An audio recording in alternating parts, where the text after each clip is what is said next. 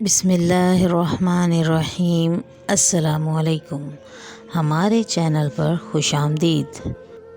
میرا نام آسیہ ہے۔ میں ایک گاؤں کی رہنے والی تھی جہاں کے لوگ بہت سادہ اور اصولوں کے پابند کرنے والے تھے۔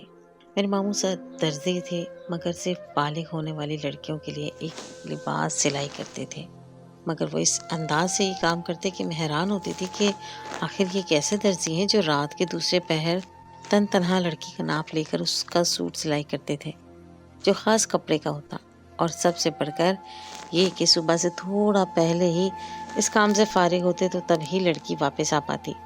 مجھے خود لگی ہوئی تھی کہ میں بھی تو دیکھوں کہ آخر وہ بالغ لڑکی کا سوٹ کیسے سلائی کرتے ہیں کہ وہاں اور کسی کو اس دوران وہاں جانے کی اجازت تک نہیں ہوتی۔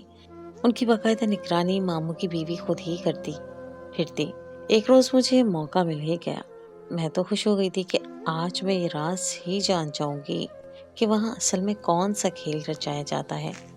میں نے ارد گرد کا تفصیلی جائزہ لیا اور گھر سے ایک الگ صحن میں دوسرے کونے مین گیٹ کے پاس موجود اس بڑے سے کمرے کی جانب دبے قدموں سے بڑھنے لگی جو ماموں کی رہائش گاہ کے طور پر بھی استعمال ہوتا تھا۔ صحن کے بیچوں بیچ پہنچی تھی کہ مومانی کی جھنگاڑتی ہوئی آواز میرے کانوں میں پڑی۔ آسیہ، میرے قدم وہیں رک گئے اور دل اس چوری کے پکڑے جانے پر زور زور سے دھڑک رہا تھا۔ میں نے خشک ہوتے لبوں پر زبان پھیری اور جلدی سے بہانہ سوچتے ہوئے مڑی۔ اتنے میں مومانی بھی تیز قدموں سے چلتے میرے سر پر پہنچ چکی تھی۔ میں نے کہا، مومانی، میں وہ دروازے کے پاس ابھی میری بات ادھوری تھی کہ مومانی کا زوردار تھپڑ میرے گال پر پڑا اور میرے کان سن ہو گیا۔ مومانی نے مجھے مزید بولنے کا موقع ہی نہ دیا اور بولی، جب تم جانتی ہو کہ جس دن تمہارے ماموں اپنا عمل کرتے ہیں اس دن صحن میں بھی نکلنے کی اجازت نہیں ہے، تو پھر تم کس برتے پر یہاں پہنچ گئیں؟ اتنے شدید رد عمل کی میں توقع نہیں کر پائی تھی، سو میرے موٹے موٹے آنسو گالوں کو بھگونے لگے۔ مومانی نے مجھے سختی سے کہا کہ ابھی اور اسی وقت اپنے کمرے میں چلی جاؤ، ورنہ کل صبح پہلی فرصت میں تم ماں بیٹی کو چلتا کروں گی یہاں سے، اور تمہارے ماموں بھی اس پر اعتراض نہیں کریں گے جب وہ وجہ جان جائیں گے۔ اور تمہیں یہ بھی معلوم ہونا چاہیے کہ اگر یہاں سے نکال دیا گیا تو پھر تم لوگوں کا کیا انجام ہوگا۔ میں خوف زدہ ہو گئی اور بھاگ کر اپنے کمرے میں جا پہنچی۔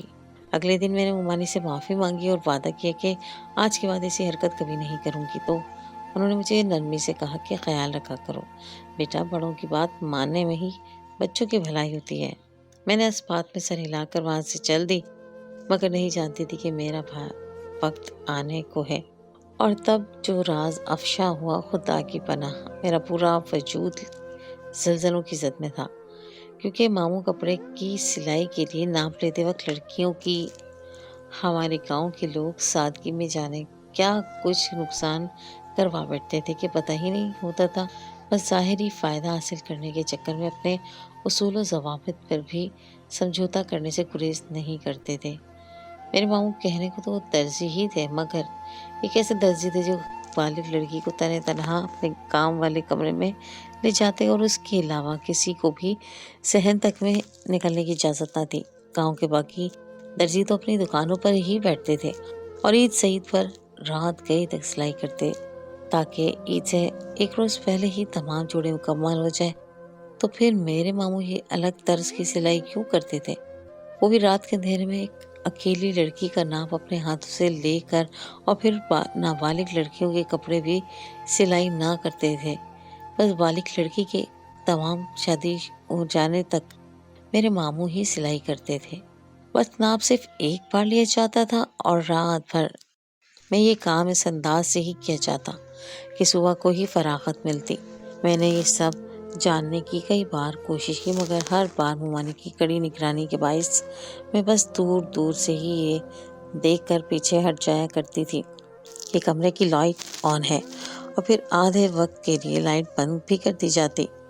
مگر مجال ہے جو مومانی اپنی جگہ سے ایک انچ بھی ہلتی جلتی یا عقاب کی مانند تیز نگاہوں کو ہی دو پل کو سکون دیتی کہ اس دوران میں بندہ کسی چور راستے سے نظر بچا کر کم سے کم کمرے کے پیچھے ہی جا گھستا اور کچھ سن کر ہی اندازہ کر لیتا کہ اندر کس قسم کا ناپ لیا جاتا تھا۔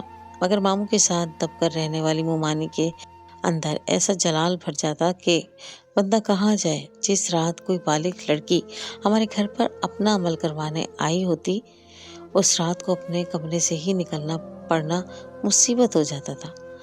معاملات ہو جاتے تھے، لیکن جن کے باعث اپنے گھر پر ہوں تو افراد آزادی سے کچن، باتھ روم، صحن یا برآمدے میں نکل بھی آئے تو کوئی مذائقہ نہیں۔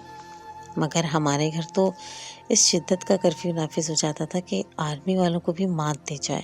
سامنے حال نما کمرے میں جہاں ہر کمرے کا دروازہ کھلتا تھا، وہاں مومانی جان بڑے جان پیشانی سے موجود ہوتی اور اس قدر مشکوک نگاہوں سے گھورتی کہ بندہ اپنے آپ میں ہی شرم سے پانی پانی ہو جائے۔ میرے ماموں کی شادی کو 7 سال ہو چکے تھے۔ میں نے جب سے ہوش سنبھالا تھا انہیں یہی ڈیوٹی دیتے پایا تھا۔ ماں گھر کے کام کاج کرتی اور پھر کمرہ نشین ہو جاتی۔ انہیں پرواہ نہیں ہوتی تھی کہ کہاں کیا ہو رہا ہے، مجھے کیا پہننا ہے، کب سوتی یا جاگتی ہوں، کیا کرتی رہتی ہوں، اس کا بھی ماں کو علم نہ ہوتا تھا۔ وہ پہروں اپنے ساتھ ہوئی زیادتی کا احتساب کرتی یا پھر دکھ مناتی پائی جاتی تھی۔ بس دن بھر بنا کسی کے کہے گھر کا پورا کام جلدی جلدی کر دیا کرتی۔ مومانی بھی اپنے حصے کا کام کرتی تھی اور ان روایتی بھاوجوں جیسا کبھی نہ رکھا کہ ماں کو یا مجھے کسی بات پر کوئی طنز کر دے یا احسان جتاتے پھریں کہ انہوں نے ہمیں رکھا ہوا ہے۔ میرا بھائی بھی تھا جو مجھ سے 5 برس چھوٹا تھا۔ میں 9 برس کی تھی جب میں اپنے ماموں کے اس مشکوک کام کو جانچنا چاہا، مگر وقت بے وقت مومانی کی نگرانی نے مجھے اتنی آسانی سے کامیاب نہ ہونے دیا۔ میں بھی یہ حقیقت جانتی تھی کہ ہمارے دنیا میں واحد سہارا یہی ماموں ہی تھے۔ میرے ددیال والے تنگ نظر اور بری ذہنیت کے لوگ تھے۔ میرے ماں کے ہاں جب 1.5 سال بعد میری پیدائش ہوئی تو دادی، پھوپھو، باپ، تو چاچا سب کے ہی منہ بگڑ گئے کہ ہمارے گھرانے میں سب کے ہاں بیٹا ہی ہوتا ہے۔ ماں اپنے شوہر کے اس رویے سے بہت غمزدہ ہوئی، مگر دوسری بار اپنی ہونے والی اولاد کو ختم کرنے کا گناہ نہ کیا اور خاموشی سے میکے پہنچ گئی۔ طلاق نامہ والد نے بھیج دیا۔ ماں کو اب ویسے بھی اس بے وفا ہمسفر کے پاس لوٹ کر جانے کی چاہ نہ رہی تھی، طلاق ہو جانے پر بھی وہ خاموش رہی۔ مگر جب 7 ماہ کے پورا ہوتے ہی وہاں گیا بیٹا پیدا ہوا تو یہ بات سنتے ہی وہ لوگ بھاگے آئے اور مصالحت کی بات کرنے لگے۔ مگر ماں نے کہہ دیا کہ طلاق ہو چکی ہے، تو اب مفتی صاحب نے فتویٰ دیا کہ بچے کی پیدائش سے پہلے دی جانے والی طلاق نہیں مانی جاتی۔ مگر ماں کا کہنا تھا کہ اب وہ اسی طلاق کو مان چکی ہیں، کیونکہ جو شخص ایک بار یہ سب کر سکتا ہے وہ دوبارہ بھی کر دے تو کچھ بھید نہیں ہے۔ اب وہ نہ خود واپس جائیں گی، نہ ہی اپنا بچہ ان کے حوالے کریں گی۔ اس پر بھی دادی بھڑک اٹھی، مگر سرپنچ کے مطابق جو بچہ ماننے سے انکار ہی کرتے وہ اب ماں کے پاس رہنے کا حقدار ہے۔ ماموں نے ہمیں اگر یہ سہارا میرے تجسس کے ہاتھوں چھن جاتا تو ہم کہاں جاتے۔ یہ سوچ کر میں نے تہیہ کر لیا دوبارہ کبھی ان کے معاملات میں دخل کرنے کی کوشش نہیں کروں گی۔ مگر میرے باہر جانے پر پابندی عائد کر دی گئی تھی۔ میں اسکول جاتی تو سختی سے تاکید کی جاتی تھی کہ سیدھے اسکول اور سیدھے گھر لوٹ آنا، اور میں اس پر پابندی سے عمل بھی کرتی تھی۔ باقی لڑکیاں تو مجھ سے بڑی عمر بھی باہر جاتی تھی، دوستیں ایک دوسرے کے گھر جاتی یا مل کر کھیتوں میں سیر کو نکل جاتی اور میں شام ہونے سے پہلے ہی لوٹ جاتی تھی، مگر مجھے اس سب کی اجازت نہیں تھی۔ ماموں ہماری ہر ضرورت کا خیال رکھتے ہیں، کسی چیز کی گھر میں کوئی کمی نہیں تھی، کوئی روک ٹوک نہ تھی، مگر وہ خود کسی سے گھل مل کر رہنے والے انسان نہ تھے۔ بات کرتے تو لہجہ اور انداز ایسا ہوتا ہے جیسے ابھی اگلے بندے کو سولی پر چڑھا دیں گے۔ میں ان پابندیوں سے تنگ ہوئی تو کہنے میں ہی تمہارا باپ ہوں تو میری ہی مرضی سے زندگی گزارنا تمہارا فرض ہے۔ ماں نے ایک بار سختی سے کہا کہ کبھی اپنے ماموں کو شکایت کا موقع مت دینا، ورنہ تمہیں تمہارے باپ کے پاس بھیج دوں گی۔ اور یہ میرے لیے بہت بڑی دھمکی تھی۔ جن لوگوں کے صرف برائی ہی کی گئی تھی میرے سامنے، اور سب سے بڑی بات یہ کہ میں بیٹی تھی جس کو قبول نہیں کیا تھا ان لوگوں نے، تو اب مجھے وہ کیوں اپنے پاس رکھتے؟ میں نے اسی ڈر کی وجہ سے کبھی گھر سے باہر بلا وجہ نکلنے کی کوشش بھی نہ کی، جیسا کہ ویسا ہی کیا، مگر کچھ بڑی ہوئی تو ماموں کے اس عجیب و غریب کام پر شک سا ہوا۔ اسکول میں دوسری لڑکیاں بھی اکثر یہی کہتی پائی جاتی کہ آخر کون سا عمل کرتے ہیں اس کا ماموں کہ کچھ عرصے میں لڑکیوں کی شہر میں شادی ہو جاتی ہے۔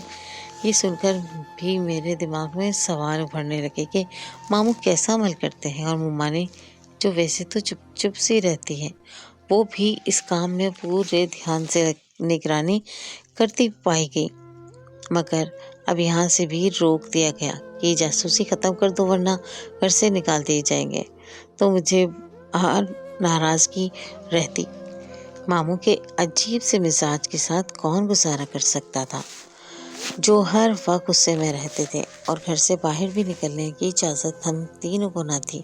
بس گھر میں بند رہتا اور مشین کی طرح ایک معمول پر زندگی گزارتے رہنا سب کو بیزار کر دیتا ہے۔ اور جب ماموں جوان لڑکی کے ہمراہ کمرے میں جاتے اور پوری رات تنہا اس کے ساتھ رکتے تو اس وقت تو ممانی پوری رات نگرانی کرتی، مگر اگلے دن یا 3 دن تک ماموں اپنے اسی کمرے میں بند رہتے اور ممانی بھی غصے میں اور اداس سے گھوما کرتی، نہ کسی سے بات کرتی، نہ ڈھنگ سے کھانا پینا کرتی۔ ماں ان دنوں زیادہ تر کام خود ہی کر لیتی تھی۔ دراصل اس سب کا مقصد یہ تھا کہ پورے گاؤں میں یہ بات مشہور تھی کہ جو لڑکی بالغ ہوتے ہی میرے ماموں سے جوڑا سلوانے کے لیے خود آتی تو اس کا شہر کے کسی نہ کسی لڑکے سے چند ماہ میں ہی رشتہ طے پا جاتا، مگر بالغ ہوتے ہی لڑکی رات کے وقت ہمارے گھر آتی اور دوسرے پہر کو وہ ماموں کے اس گھر سے الگ تھلگ کمرے میں چلی جاتی، اور گھر والے واپس اپنے گھر لوٹ جاتے، اور ان کا یہ ماننا تھا کہ ان کی لڑکیوں کی قسمت بدل جائے گی، تو اس کے لیے یہ جوڑا سلوانے کے لیے یہاں میرے ماموں سہیل کے پاس آنا کوئی غلط بات نہیں تھی۔ اور ویسے بھی اس وقت ممانی وہاں موجود ہوتی تھی، جس کا مطلب تھا کہ ان کی جوان لڑکی محفوظ ہے، مگر ان کو دروازے پر چھوڑ کر واپس ممانی اس کمرے میں نہ جاتی۔ مگر رات کو ہی ناپ دینے آنے کا مقصد کیا تھا، اور سارے گاؤں والے اس بات پر اعتراض کیوں نہیں کرتے تھے؟ ہمارے گاؤں میں یہ بات بہت اہم سمجھی جاتی تھی کہ لڑکی کی شادی بالغ ہوتے ہی کچھ عرصے میں طے پایا جائے تو اس سے بڑھ کر کچھ نہیں ہے، اور اگر کسی لڑکے کا رشتہ لیٹ ہو جاتا تو وہ لڑکی ہر ایک کی نظر میں ایسی ہو جاتی جیسے وہ کتنا بڑا گناہ کر چکے ہیں۔ اس سے دوسری جوان لڑکیاں دور ہو جاتی اور ان کے گھر والوں کے ساتھ بڑوں کا بالکل رویہ ایسا ہوتا جس سے وہ ہر کوئی بچنے کے لیے تگ و دو کرتا تھا۔ یہی وجہ تھی کہ میرے ماموں کے پاس ہر قسم کی شرائط کے مطابق لوگ اپنے بالغ لڑکے کو چھوڑ کر جاتے۔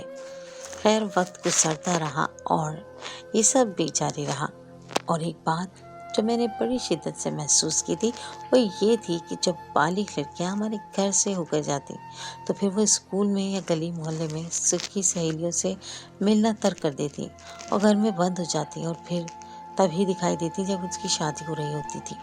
پھر جب میں 12 سال کی ہو چکی تھی تب ایک روز مجھے بھی بالغ ہونے کا عندیہ ملا، تو ماں نے کہا کہ اب میں جانا ہے تاکہ ماموں کے عمل کی فضیلت سے میں بھی فیض یاب ہو سکوں اور میری بھی قسمت جلد کھل جائے اور میں اپنے گھر فارغ ہو جاؤں۔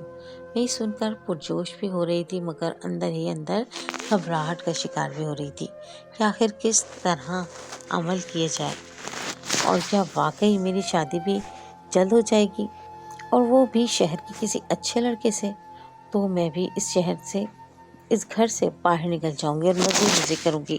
نوجوان لڑکیوں کے لیے شادی خوبصورت ترین سفر ہے، میں بھی ہواؤں میں اڑ رہی تھی۔ خدا خدا کر کے وہ دن بھی آ گیا جب ماں نے ماموں سے کہا کہ آسیہ کا بھی جوڑا سلائی کرنے کا وقت آ گیا ہے، آج اس کے لیے جوڑا لینے آؤں گی تاکہ کل اس کا جوڑا سلنا شروع ہو جائے۔ ماموں یہ بات سن کر ایک دم چونک گئے تھے اور بولے، آسیہ جوان ہو گئی؟ یہ کہہ کر وہ اٹھ کھڑے ہوئے، کچھ نہ بولے، پھر وہاں سے اٹھ کر چلے گئے۔ یہ رویہ تو عجیب سا تھا، مگر ماں خاموش ہو گئی۔ پھر اگلے روز رات کے دوسرے پہر مجھے اس کمرے میں بھیج دیا گیا تو ماموں دور مشین کی ٹیبل پر مجھے رخ موڑ کر بیٹھے تھے۔ کافی دیر بعد وہ وہیں پر بیٹھے رہے اور میں سر ٹال कर खड़ी इंतज़ार करती रही, मगर वो ना मुड़े तो मैं चंद कदम आगे बढ़ाकर उनको गौर से देखा तो मेरी हालत की इंतहा न रही कि मामू का वजूद तो हिचकियों की ज़िद में था। मैंने डरते-डरते मामू को पुकारा तो वो बोले, यहाँ से चली जाओ, मैं ये नहीं कर सकता तुम्हारे साथ, तो बिल्कुल नहीं, चली जाओ, चली जाओ। मैं अपने घर की इज़्ज़त के साथ कैसे ये सब कुछ कर सकता हूँ। मैं उनके अल्फाज सुनकर हैरान रह गई कि क्या कह रहे हैं, क्या कहना चाहते हैं, आखिर क्यों नहीं हो सकता मेरा अमल। मगर मैं खामोशी से रुख मोड़ कर कमरे की तरफ दरवाजे पर गई और फिर दरवाज़ा खोल कर वहाँ से निकल गई। कमरे में पहुंची तो माँ पहले से ही वहाँ पर मौजूद थी। मुझे इतनी जल्दी वापस आता देख कर चौंक गई और बोली, बस हो गया तुम्हारा अमल इतनी जल्दी। मैंने माँ को बताया कि मामू ने मना कर दिया है, वो कहते हैं कि मैं तुम्हारे साथ ही काम नहीं कर सकता। माँ मुझे हमरा लिए वापस उसी कमरे में दाखिल हुई तो दरवाज़ा बंद था। माँ ने चंद पल रुक कर मामू को आवाज़ें लगाई, मगर उन्होंने कोई जवाब न दिया। सो माँ ये कहकर मुझे वापस ले गई कि शायद तबीयत खराब हो गई होगी, इसके जब बेहतर होता है तो फिर अमल दोबारा करवा लेंगे। और फिर 2 दिन तक मामू कमरे से बाहर ना आए तो माँ और मुमानी ने जाकर दरवाज़ा बजाया और उन्हें मजबूर कर दिया कि वो दरवाज़ा खोल दें। और तभी मामू की हालत देखकर माँ ने रोना शुरू कर दिया और उनसे कहा कि तुम्हें क्या हो गया है। मामू पहले तो माँ को टालते रहे, फिर माँ और मुमानी ने माफ़ी मांगते हुए रो पड़े। तब मामू ने इस भयानक हकीकत से पर्दा उठा दिया। उनका कहना था कि जब वो कारखाने में सिलाई का काम करते थे तो उनको गलत आदत पड़ चुकी थी, मगर फिर अचानक जब एक लड़की का सब सूट सिलाई किया और उसका 2 माह के बाद ही रिश्ता तय हुआ तो मलक साहब ने मुझे काम से निकाल दिया और मेरे पूछने पर बोले, गलती हो गई है, कसूर किसी और का था, मगर सज़ा तुम्हें भी दे डाली।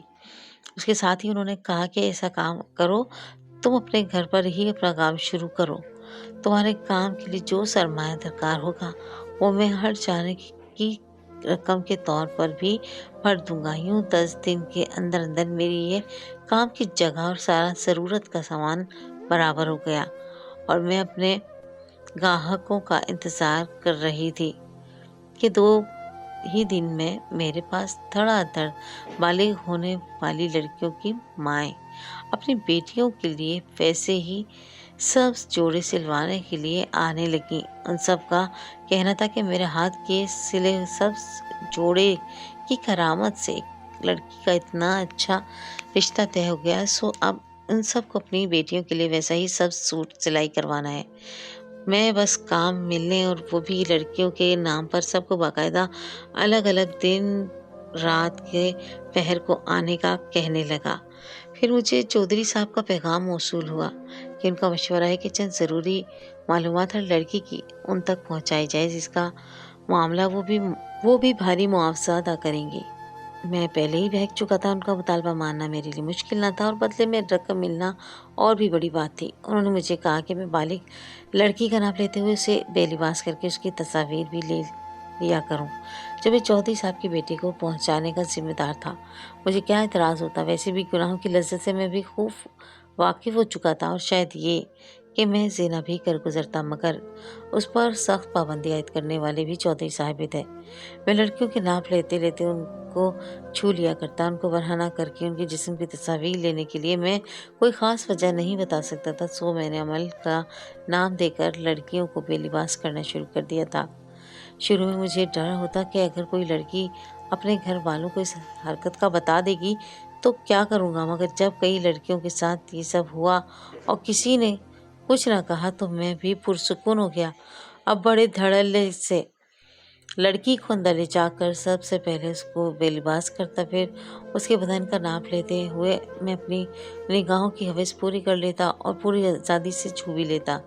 लड़की को इस दौरान मैंने बिस्तर पर दराज होकर आंखें मूंदे रखने का हुक्म दे रखा होता, सो वो जान ही ना पाती थी कि मैं अपनी हवस पूरी करने के लिए किसी और की हवस को पूरी करने का सामान भी तैयार कर रहा था।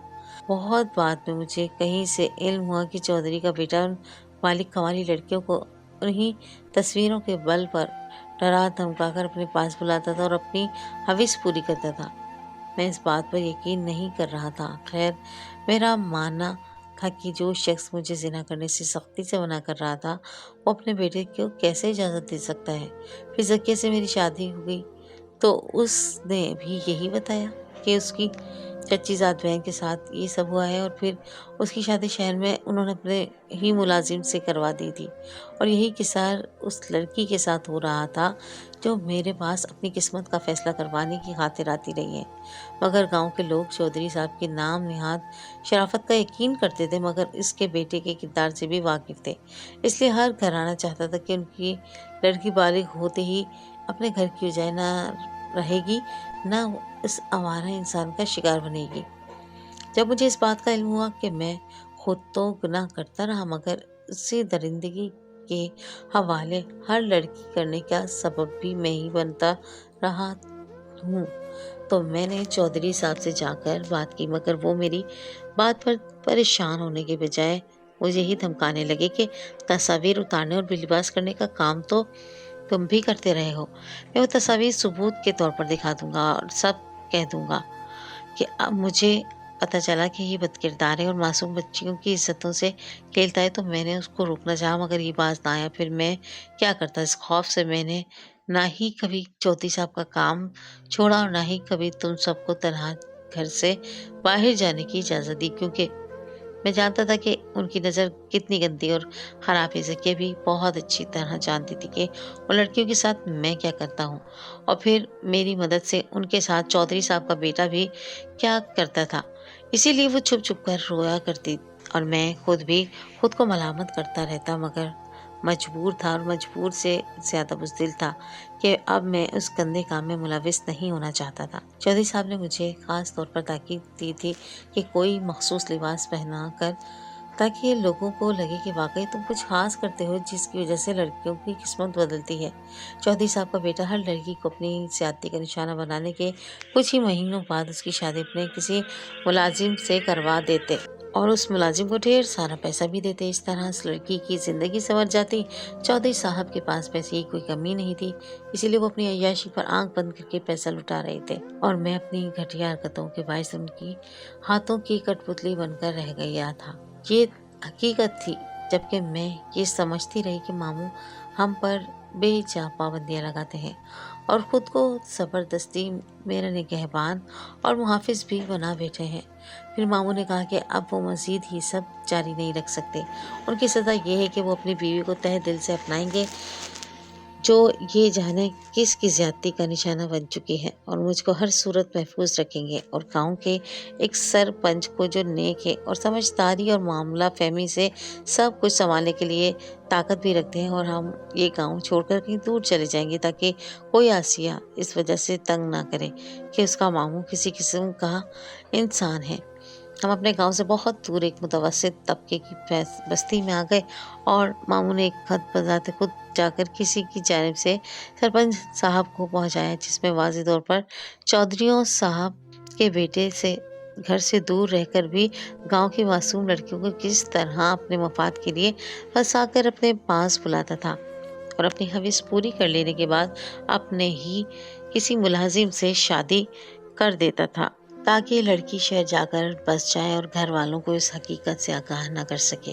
और ये भी कहा कि बालिग होने से पहले ही हर लड़की का रिश्ता तय कर दें और बालिग होते ही शादी भी कर दें, और भी कोई हिफाजती इक़दाम कर लें, ताकि चौधरी खुद अपने बेटे के हवाले किसी लड़की को ना करे और उसकी शराफत का यकीन भी कोई न करे, ताकि वालिदैन खुद भी अपनी बच्चियों की इज़्ज़तों की आखिरी हद तक हिफाजत कर सकें, और सरपंच को भी नए फैसले और रिवायतों बनाने पर मना करें, बल्कि उनका भरपूर साथ दें। आज भी मैं अक्सर गांव में ऐसे बहुत से चौधरी और वडेरे मौजूद हैं जो इस तरह की गैर अखलाकी हरकतों में मुलविस हैं, और सीधे साधे गांव वाले इनकी घटिया ज़हनियत और करतूतों से नावाकिफ़ हैं।